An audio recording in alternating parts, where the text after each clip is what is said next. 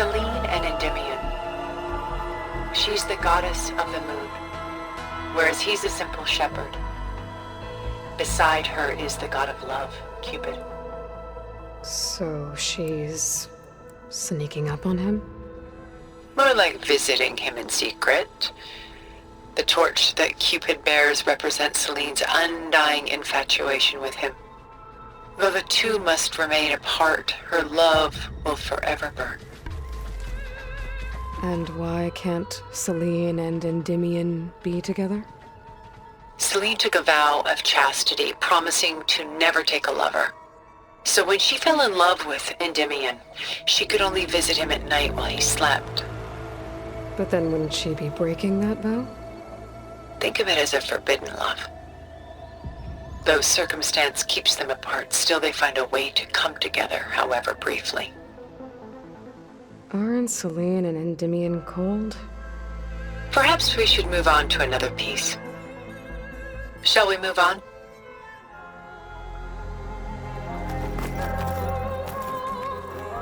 My favorite pairing. On the left is Woman Reading a Letter by Vermeer, a true master. And on the right is a forgery, Woman Reading Music, which fooled experts into believing it was a priceless original.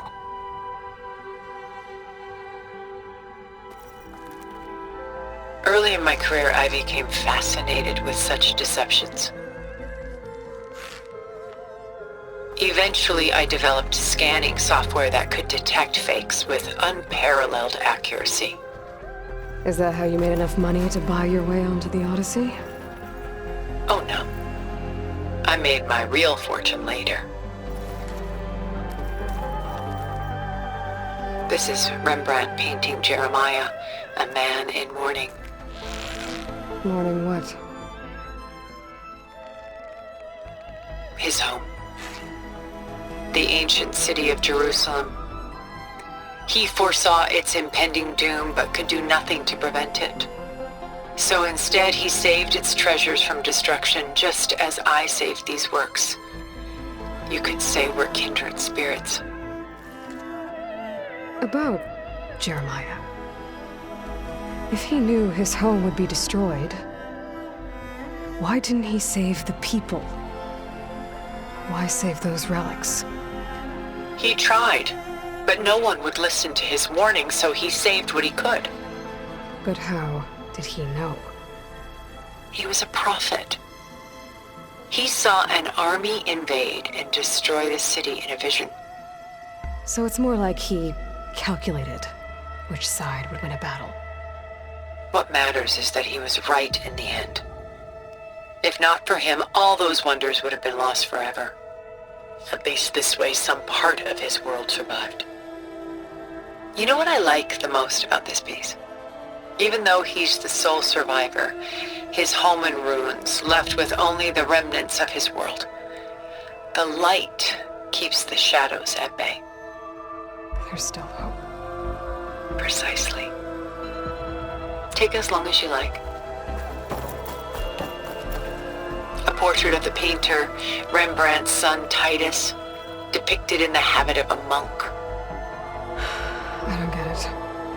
Why would someone like you, with infinite resources, care about this painting of a boy in a hood? It's not the image itself, but the feeling it conveys. The face is bright and defined, but his eyes are downcast, heavy with misfortune. And the background seems to swallow all light. The painting is infused with a sense of loss. I guess I understand how the painter feels. Works of art such as these can often cause us to look inwards at our own lives. I'm sorry about your friend. Had I been able to intervene, I would have. But the risk of losing you as well was too great. Everything went by in a blur. I couldn't get to him. You know, long before holograms and focus recordings, people relied on art to memorialize their loved ones. Because of works like this painting, their lives are immortalized.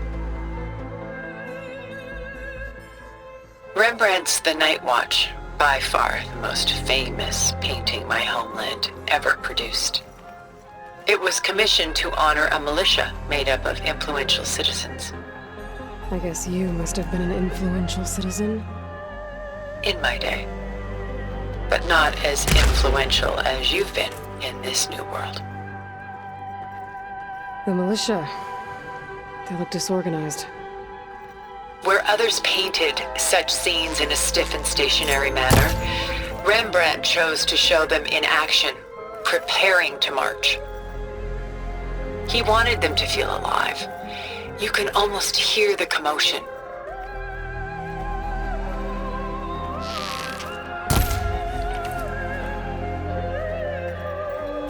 Who's the girl in the painting?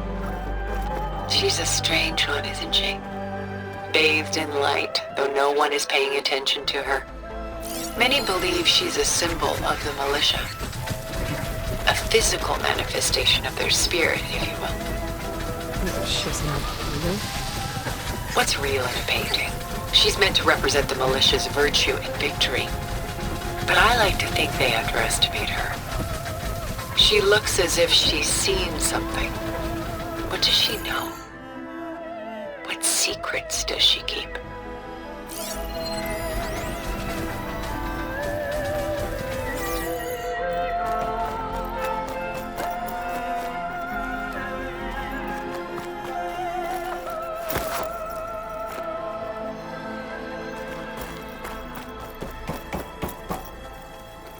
Stunning, isn't it? Paintings were the only masterpieces of my people's golden age. This is Von Vianen's Leaded Ewer, molded from a single sheet of silver. What was it for? How like Elizabeth you are. Function over form. Its practical purpose was less important than its meaning.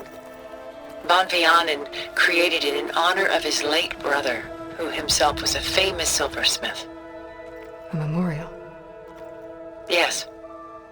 Such beauty from sorrow.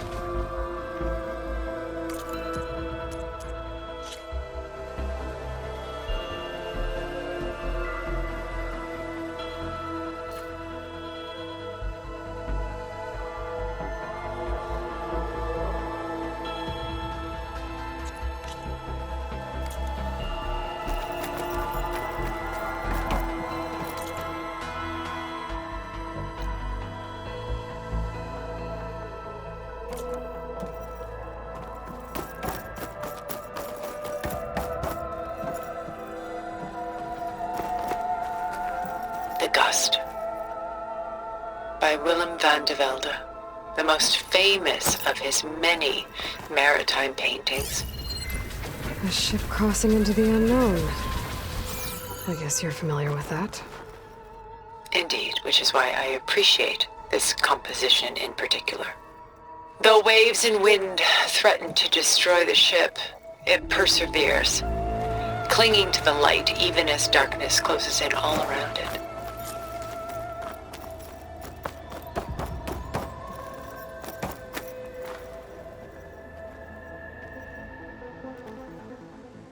A lot of weight on his shoulders. I know the feeling.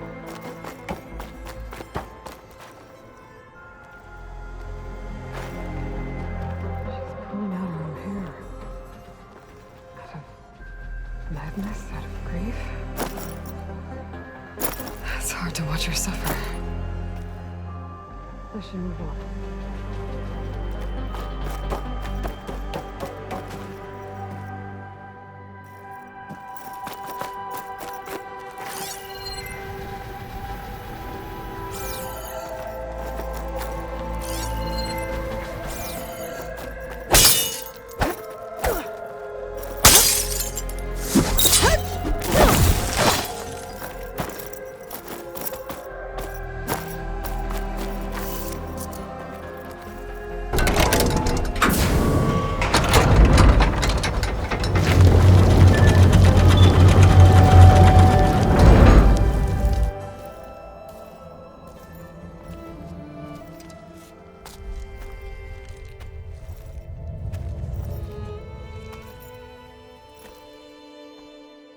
There you are. Feeling better? How did you find us? At the Cauldron? And what did you do to everyone right before I passed out? All business, I see. Well, suffice it to say we were keeping a very close eye on Hephaestus, knowing we would need it at some point. Your ruse didn't fool us, and as for my little trick, it was an overload of the senses, accompanied by an energy discharge. Gerard and Eric were only momentarily disoriented due to their shields, but it rendered you unconscious while I got you out. Perhaps some breakfast might steady you a bit?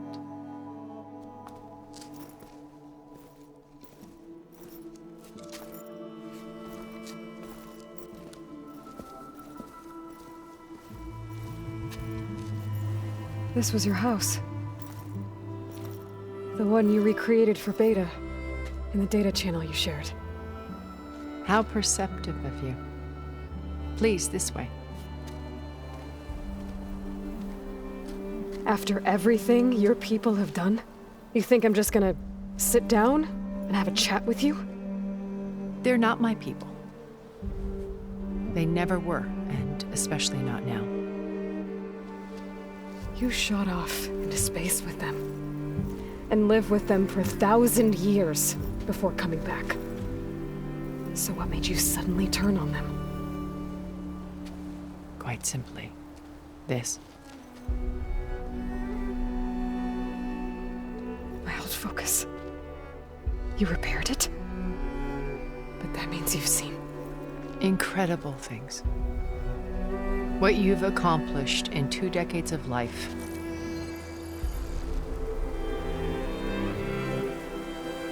A 1,000 years at my back and I haven't even come close.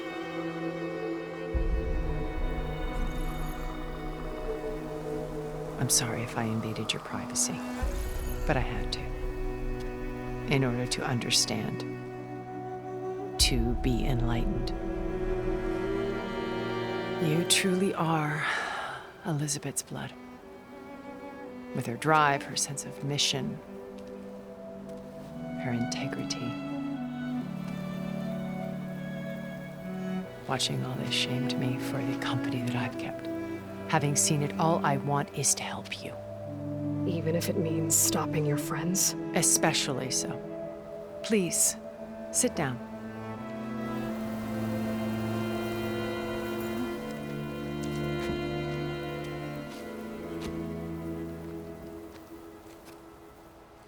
There. That's better.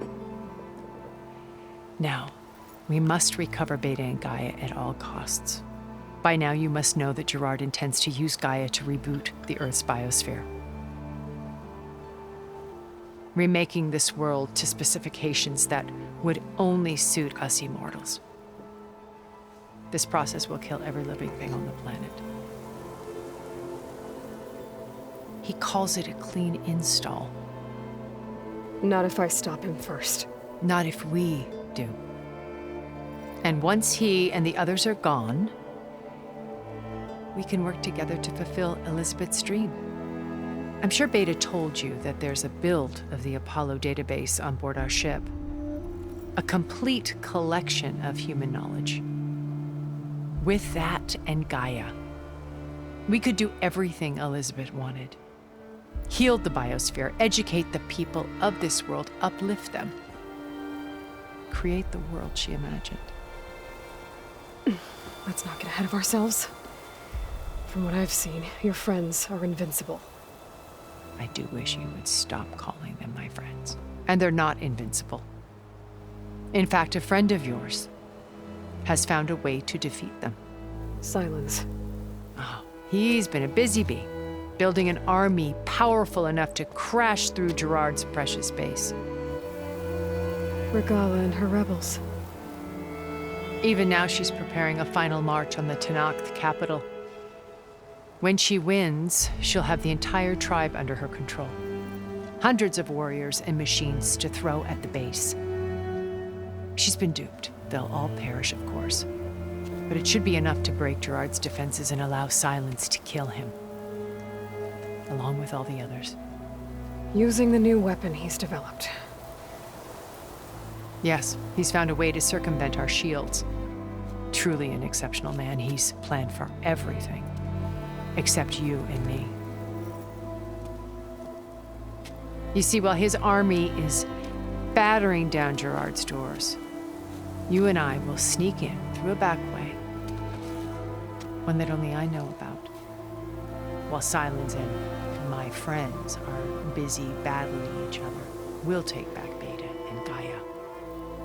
I told you I want to help you. I mean it.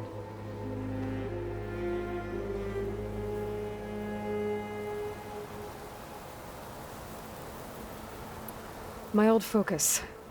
How did you find it, let alone repair it? When we encountered you at the Hades Proving Lab, Gerard saw you as a redundancy. I knew better. You were a revelation. After your dramatic escape, bravo, by the way. Gerard and Eric assumed you were dead and gave up the hunt. I wasn't so sure. When the others were busy, I returned to the lab and searched for any trace of you. That's when I found this little treasure. Not easy to repair, but certainly worth the effort. As I watched your life unfold, you were like a splash of color on a worn canvas. What Liz was, and more. Did you show it to the others? Of course not. It was your actions that inspired me to defy them. It's worth noting that if I hadn't found it and watched its contents, I wouldn't have known to save you at the cauldron. You'd be dead. So I should be grateful? If you like.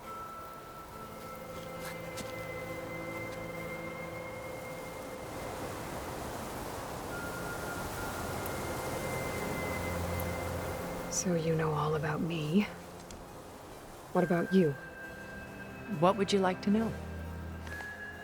Well, start with your life on Earth. When I was 8, terrorists flooded my home city. Thousands drowned, my parents included. I was one of the few who survived. My guardian sent me to boarding school. Among my peers, I was the strange girl, the orphan to be avoided. All because of circumstances beyond my control. Oh.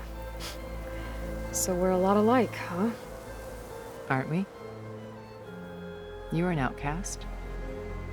But you didn't let that stop you from getting what you needed. Neither did I. I climbed my way out of desolation and used my wits to build a fortune. First, from the technical analysis of art and the detection of forgeries. Profitable expertise in those days. But as it turned out, the software I developed was even more useful for counterintelligence. From there, it was only a short step to gathering extremely valuable intelligence on my own. You were a spy? More like a service one could turn to for information. I had to remain anonymous, of course, to protect my privacy. But despite that anonymity, Far Zenith inevitably sought me out.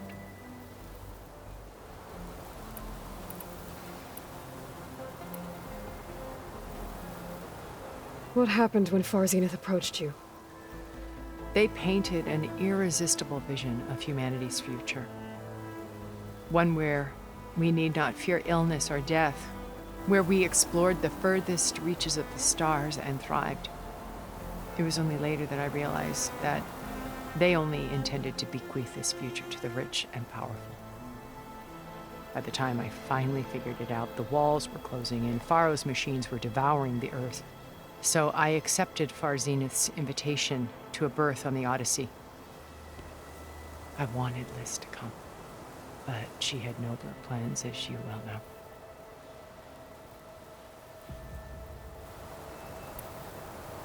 So you didn't know the other Zeniths were monsters until it was too late? I knew some of them were, certainly. It wasn't until we were off-planet that I understood the true scope of their greed. I was grateful to simply be alive, but the others became obsessed with a kind of effortless immortality. They built a colony, where machines serviced their every need, where any memory or fantasy could be endlessly savored in virtual reality. It wasn't life. It was stultifying, a pampered dream state. As the decades passed, I withdrew more and more, alone yet again, but this time with eons to consider my mistakes. Now finally, having met you, I feel like I have a second chance. To do what? Help you, of course. To fulfill Liz's dream, which isn't so different from Far Zenith's original vision. A better future for humanity.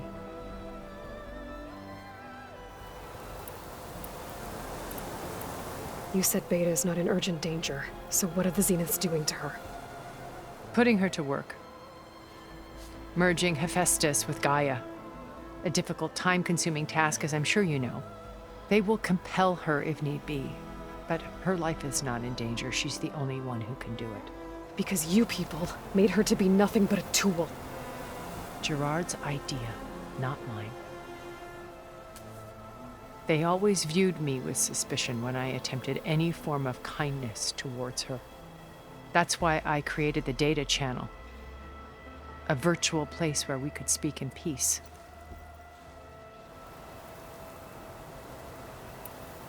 So this channel you shared with Beta, none of the other Zeniths ever found out about it. Gerard believes he's the most cunning of all of us. Even after 1,000 years, he still can't imagine that I would outwit him. The channel allowed me to interact with Beta away from their mistrustful eyes. It offered us a chance to be ourselves. Until you cut off all contact. Yes, though it pained me. I was worried that our meetings would do her more harm than good. Well, she felt like you tossed her aside. I was afraid the others would find out and punish her. She may not have had the comforts of friendship anymore, but at least I ensured she was safe. I know it seems harsh, but you must believe that her well-being has always been paramount to me. Why did you make the data channel look like this place? I built this house as a shelter to weather any storm. A safe place. Not just for me, but for the art stored below. Cultural artifacts of incalculable value. Truly some of the greatest achievements of human civilization. And you wanted Beta to see them? Yes. Her upbringing was so cold and technical. I thought if she could experience Vermeer and Rembrandt, it would bring something else into her life. A heritage every bit as valuable as the scientific and technical data being drummed into her. I'm sorry I had to cut off contact, but I'll never regret sharing this house with her. She needed its shelter even more than I did. Beta told me your colony was destroyed. That you came back to Earth because you had nowhere else to go. It's true. After we reached our destination, a planet in the Sirius star system, we spent decades building a new home. The physical constraints of Earth, the boundaries of mortality, gone. To think of what we could have done with it. It might have been a utopia. Instead, we stagnated, absorbed in effortless comforts and virtual realities. It took a cataclysm to finally yank us out of our stupor. What happened? A massive geological event. We knew of instabilities in the planet core, but we underestimated them. By the time the collapse was upon us, it was too late to stop it. Only a few of us made it to the ship in time. We set course for Earth, the only safe harbor left to us. Which you decided to make unsafe for anyone else. Not me. Gerard. He believes it's better to wipe the canvas clean than work around the smudges. No more primitive tribes, no more combat machines, only a blank slate to do with as he pleases. But we will stop him. All we have to do is get into that base. What exactly is your plan to sneak into the Zenith base? We will make use of a lesson I learned from an early age. Always know your exits. In this case, a place where Gerard's new construction meets the ancient foundation, a passage that only I can access. When Silence flings his army at the base, we will enter through this back door, bypassing most of the fighting. The distraction will provide us with a window in which to rescue Beta and Gaia.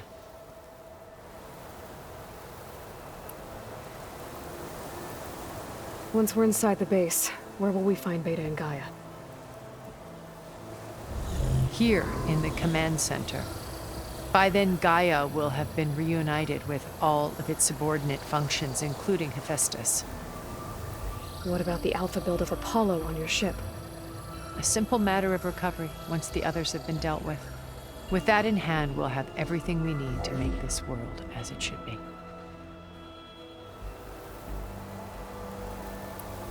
How do you know about Silence's plan? He isn't the only one adept at spyware. You hacked his focus? No, he's too careful for that. But his subordinates? Not so much. He gave additional focuses to the tribals he branded the Sons of Prometheus. The ones working with Regalla. By tapping their focuses, I learned about most of his dealings. The distribution of override technology, the arming of Tanakh rebels, and the secret pact with Regalla to attack Gerard's base. But how did he come up with a weapon that can take down your shields? That's the one thing I haven't been able to figure out, but however he did it, I'm quite certain it will work. With it and the Tanakh army, victory seems to be within his grasp. Such a shame he'll be disappointed.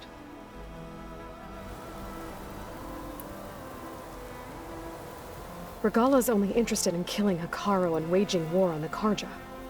What does she have to gain by attacking Zeniths? It's the price she must pay for her war. Without the ability to override machines, her little rebellion would have languished in the desert. So she trades with the Sons of Prometheus. Machines to help her overthrow Hekarro.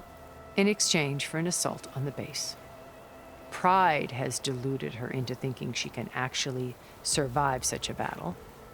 And all without ever knowing who the Sons of Prometheus really answer to. Yet for all of Silence's brilliance, still he underestimates you. That blind spot is what will allow us to take Beta and Gaia right out from under him.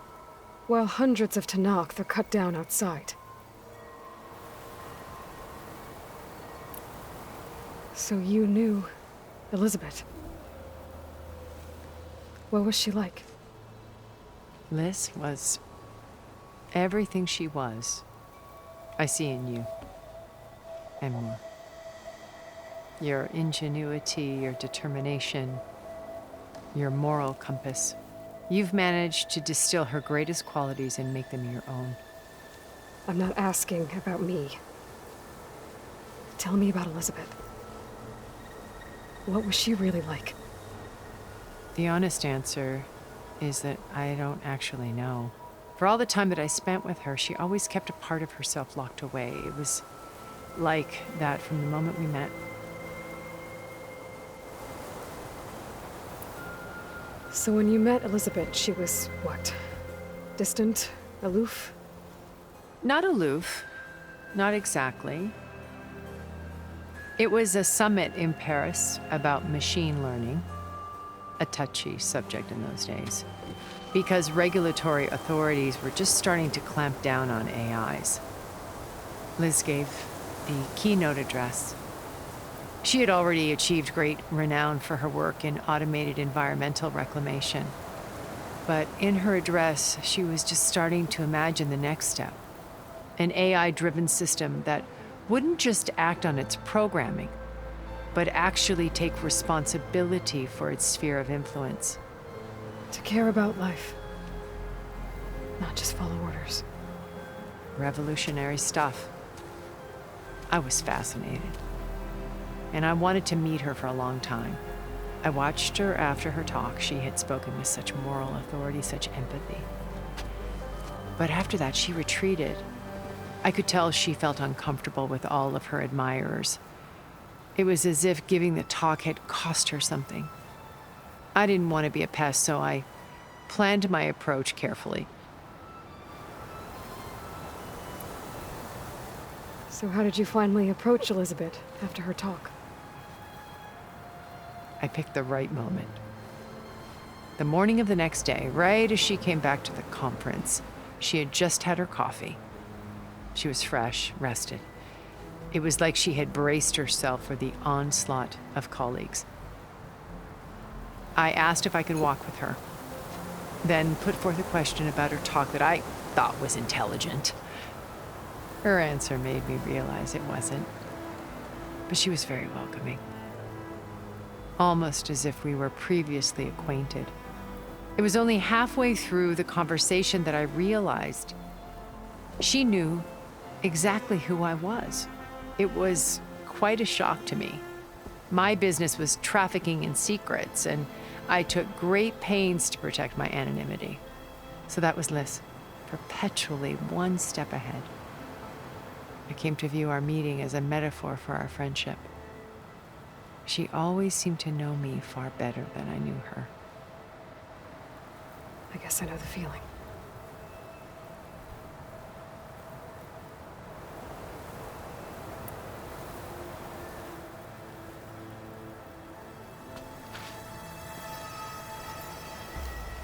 First Varl, now Hekarro and the Tenakth. Your plan would wipe out an entire tribe. There has to be another way. We are in an admittedly desperate situation, but I assure you there isn't. Remember Zero Dawn. Elizabeth's sacrifice. Sometimes many have to die for a new world to grow.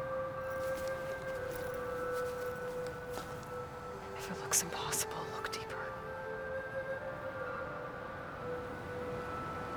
Wait. The data channel. It still exists, doesn't it? I need you to open it. Let me talk to Beta. Impossible. We might be detected. It's worth the risk. There is another way, one where the Tenakth survive. But we won't. If the others... If you want to help, open it.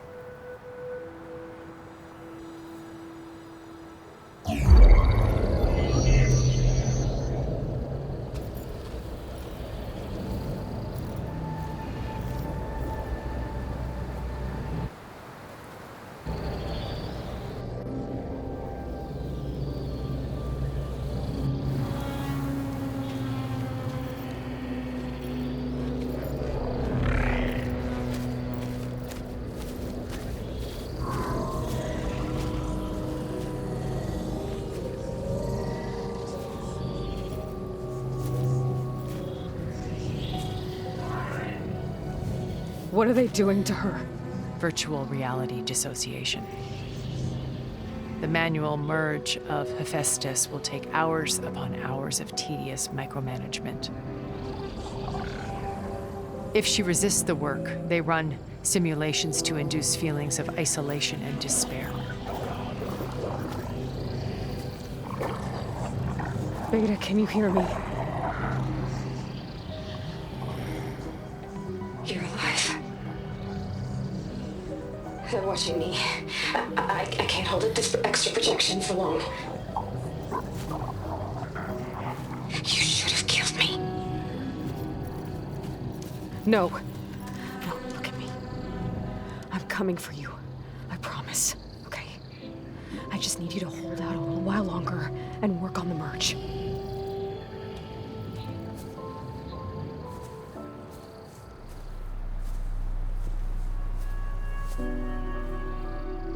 Then I think it can be done. I'll contact again when it's time. Can you hold on?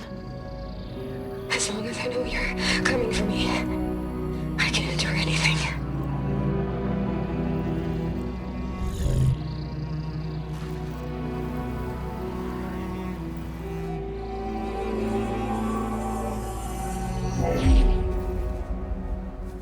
All right. I did as you asked. Now I think you need to tell me what you're planning. I'm going to take Sylens' army away. I don't need it. Only the weapon he made to penetrate your shields. And how do you propose to get it? Ask him nicely? Without Regalla and her rebels, he won't have a choice. We'll be his only option. Only option for what? What did you tell her? That is between me and my sister. Will be Sylens' only option for crashing that base. I'll tell you the rest later. But first, there are a couple of things I have to do. Oh. And what are those? Lay my friend to rest. And then I'm going to use the override that Beta gave me at Gemini to put an end to Regalla's rebellion. From the air. Wait. Since you insist on doing things your way, I know of something that will truly help you make a grand entrance with the Tenakth. The ancient Horus Titans still possess electromagnetic energy cells as part of their arsenal. Drop one of those on Regalla's army and they'll receive quite a surprise.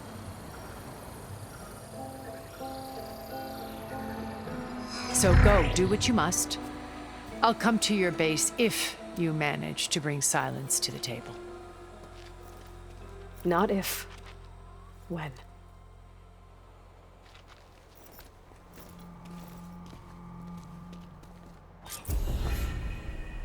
Erend, are you there? Aloy! Aloy, is that really you? Yeah, it's me. Where's everyone else? We're all... We're back at base. What happened? It might be easier to explain in person. I'll try to join you there when I can. Okay. We'll wait here for you. It's good to hear your voice, Aloy.